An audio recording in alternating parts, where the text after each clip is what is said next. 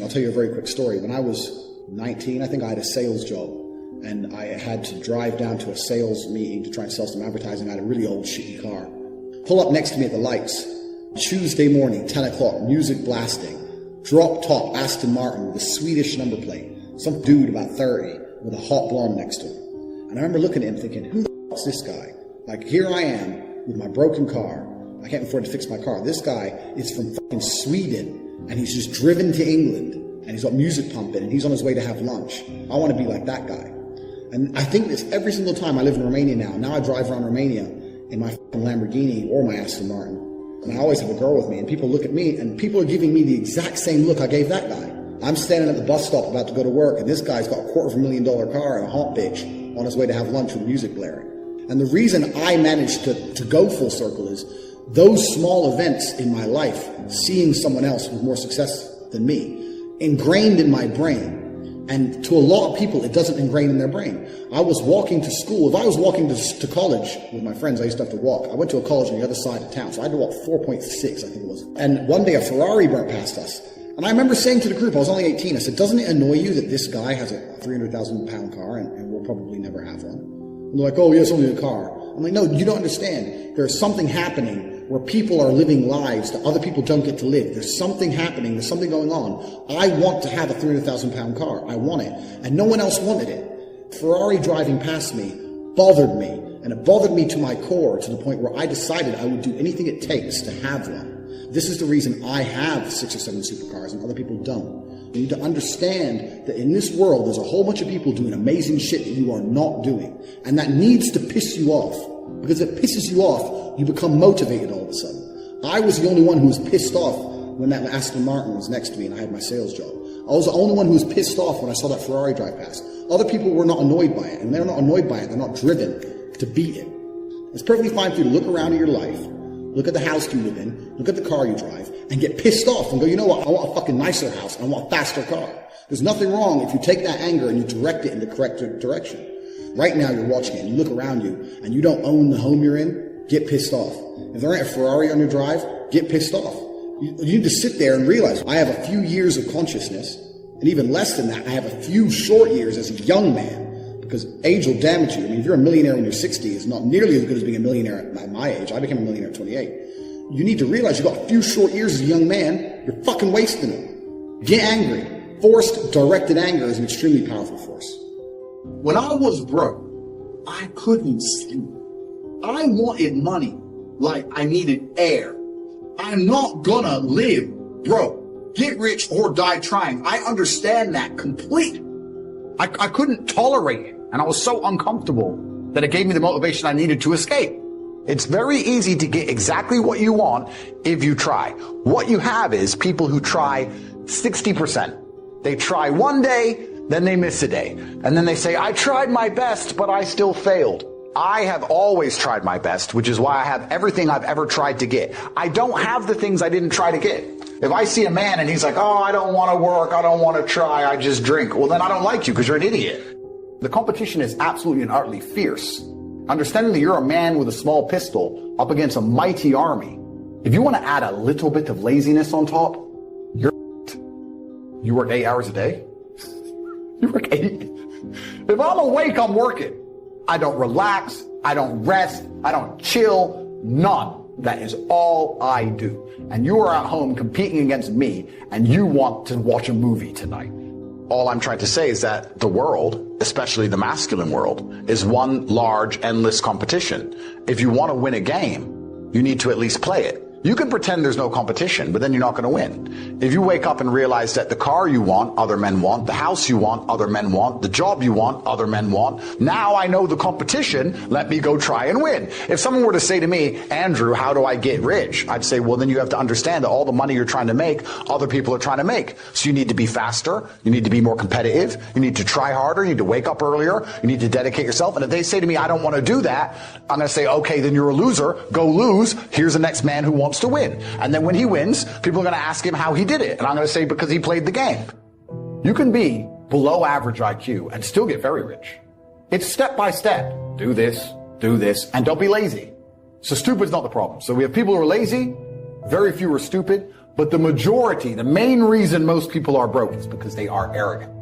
I became world champion by listening to my coach. I didn't become world champion by walking in and saying, I'll do it myself. You have to listen. If Mike Tyson were to walk in, or if Elon Musk were to walk in here and talk to me about money, I wouldn't be sitting there going, I can do that. Even though I already understand I don't want to launch a car brand or put rockets in space, please, you must know some things I don't know. I sit with people who I used to go to school with from Luton who are still broke and tell them how to make money. And you know what they do? They answer back. Yeah, but it's not that simple because, the wife gets the kid, and you know what, and I don't like to do things that way. The way I like to work, the way you like to work is why you're fucking broke. They'll sit with a multimillionaire and tell you their view. Oh, I think that know when you're out qualified and accept it and learn. So I'd say 20% of people are lazy. A large portion of the world are not lazy. They're actually working exceptionally hard, but they're doing the wrong thing.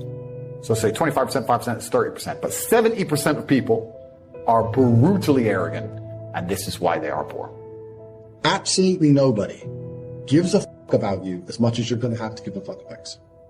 Nobody cares about you as much as they need to care to fix your life. Even your parents, even your friends, nobody is going to come to your bed, drag you to a job, force you to work hard, and go and buy you a Ferrari. You are never going to have any of the things you want if you do not get them yourself. I think a man's role on this planet has changed, but from the dawn of human time, a man's role has always been the capability for violence. We conquered. That's what men did. We conquered. To this day, still now, if you look at men, many of them are still trying to conquer the world one way or another. Some men are born with fire inside of them, which cannot be extinguished by TV at night, 9 to 5, sitting around with your wife. I know me as an individual, I could not be satisfied with that. That doesn't mean I look down on the people who are, but my time on the planet, I guarantee, will be more eventful because I refuse to comply with just the average, this is okay, you'll be happy with this, take it. Even since the dawn of time, there's been the normal guy, and then there's been the dude who insists on conquering the world. There's been Napoleon who says, no, I'm taking this and this and this. I don't think happiness as an index is a healthy view for a man to have on life success. If you move it down the scale and you start looking at, am I successful? Am I competent? Am I achieving things? Am I respected? If you start to look at these indicators of your life, you're going to end up being happier. I understood very, very well that $500,000 a month is good, but $1 million a month is better. As soon as you stop pushing forward, as soon as you go stagnant, you're dying. As soon as you stay in one place, you're slowly on the way down. It has to grow at all times. So every business has to work. I didn't think, I have plenty of money now. It was the complete opposite. I wanted to work harder, more hours. Bro, if there was a golden tap that unlimited money and you had buckets and you took one bucket of money, would you just take that bucket or would you run back and get another bucket and run back and run? I couldn't stop. I couldn't sleep. I couldn't get out of my brain because I saw that and this was my chance to escape the matrix.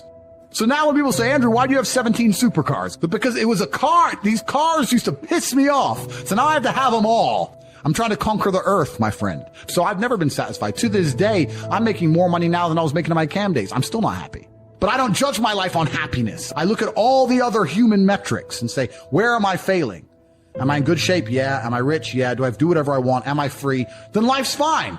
I'm happy every day. If you're not distraught, then you're happy. Either we're going to die or someone we love's going to die. Those days are coming. So until those days come, I'm happy. I've labeled myself as happy. I've labeled myself as lucky. I'm labeled these things. I will pass any lie detector test today that I'm the most content, happy man in the world because that's what I've decided. That's what I've labeled myself as. You have to decide what you want in life. I want to conquer the world. And if you're going to conquer the world in the modern society we live in, that's going to be a fiscal conquer. You're going to make a bunch of money. How else are you going to conquer the world? You can't hide away from the brutal realities of work. That's actually where these last 2 years have been pure clown world because I've known some people who have made a bunch of money in crypto. And I've said to them, what you've just done is once in a generation and it's completely ruined you. What have you learned? You bought a coin, it went up. Okay, good. You have not learned a single fucking thing about how money is made, about personal development. You didn't even learn how to have a firm handshake and put on a tie. And now the worst thing about it is you think you're too good for work. You got lucky. Now you think you're too good to actually get up and grind. You think you're just going to pull it off again, another lottery win. Guess what's going to happen to you? You're going to fucking broke. Because that's not the reality of the world. That clown world shit is over. If you're sitting at home and you made a bit of money with crypto and you think, don't worry, it's going to go up again soon. You're just praying for some external force. That's not self-accountability. Then you might as well just do the lottery numbers. I have found in my experience that income does not far exceed personal development. Now, sometimes income takes a lucky jump, but sure enough, unless you grow out where it is, it'll usually come back where you are. Somebody once said, if you took all the money in the world, divided it up equally among everybody, it would soon all be back in the same pockets. Success is something you attract, not something you pursue. So instead of going after it, you work on yourself. Personal development. The major key to your better future is you. Many things used to puzzle me back in those early days. I used to wonder why two people could work for the same company, one make twice as much money. And maybe they were the same age, graduated from the same school, work for the same company, with the same products and the same services, and one makes $1,000 a month, the other one makes $2,000 a month. And I don't mean $1,000 a month, right? I could figure that out. I thought, well, maybe time makes some of the difference, right? Some people do better because they have more time. Now, that's got to be dumb, right? A guy says to me one time, he says, you know, if I had some extra time, I could make some extra money. I said, then forget it. There isn't any extra time. You say to the guy, what are you doing? He said, I'm looking for extra time. See, they'll come and take you away, right? Now, if you can't get more time, what could you get more of that would make a difference in economic results? And here's the key word. Value. First lesson of economics. We primarily get paid for value. Is it possible to become twice as valuable and make twice as much money in the same time? The answer is yes, if you go to work primarily on yourself. People have asked me for the last 24 years, how do you develop an above average income? And the answer is, become an above average person. Some people want to be successful, they don't even work on their handshake, as easy as that would be to start on. Develop an above average excitement. Develop an above average intensity to win. See, that'll change everything. Learn to work harder on yourself than you do on your job. The only way it gets better for you is when you get better. But how many of you know, as you think about it, that if you had your life to live over again, you could have done more than what you've done thus far? Raise your hands, please. What we do and what we accomplish in life is only a tip of the iceberg of what's possible for us. What's some personal goal you like to achieve? My first personal goal was to buy my mother a home. She used to work for wealthy families. And I used to say, Mama, what is it, Leslie? When I become a man, I'm going to buy you a big, beautiful home just like this. She used to cook for wealthy families on Miami Beach. And we ate the food left over from those families that she cooked for. And my dream at that time, Mama, when I become a man, I'm going to be able to buy clothes for us that no one has ever worn before. That we don't have to wait till someone would eat and then hope that there's something left over. How many have somebody that you'd like to do something special for? Raise your hands, please. Now I want you to think about your financial freedom number. What is that? That once you do that, once you accomplish that, you'll become debt-free. I can tell you it's a good feeling. It gives you more choices. I love to travel. You can donate to causes that you believe in. It alleviates a lot of stress in your life. People say money won't make you happy, but everybody want to find out for themselves.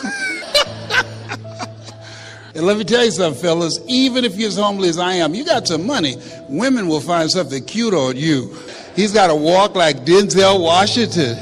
I used to be so broke I could walk past a bank and trip the alarm. Poverty sucks. So as you think about your financial freedom number, I want you to multiply it 100 times. I found, based upon my own experience, that most people fail in life not because they aim too high and miss, because they aim too low and hit.